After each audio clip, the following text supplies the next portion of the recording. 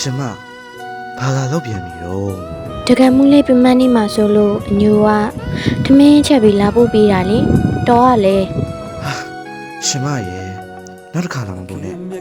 ရှင်မတို့တခြားသူကြီးကကျွန်တော်မျိုးမကြိုက်ဘူး ကြည့်ပါစေအညိုကတော့တကယ်မှုလေးကိုပဲချစ်တာဒါကြောင့်တကယ်မှုလေးအတွက်နေတိုင်းလာဖို့ပေးမှာ ခက်ပါလေကျွန်တော်မျိုးလည်းရှင်မနဲ့အတူရှိချင်ပါရဲ့လေ အဲ့ဒါများတကယ်မှုမလုပ်တော့နဲ့လေ ကျွန်တော်မျိုးကပြီးရင်ချင်းမြုံနေစကြောင်း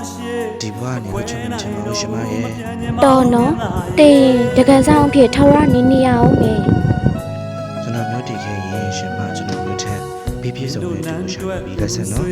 တော်နော်အညိုကစလိုက်တာကိုဘာတွေပြောနေရလဲမသိ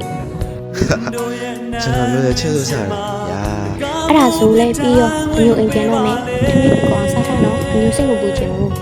ဒါပေါ်အနေနဲ့အမြဲတမ်းဆိုင်ပါဗျ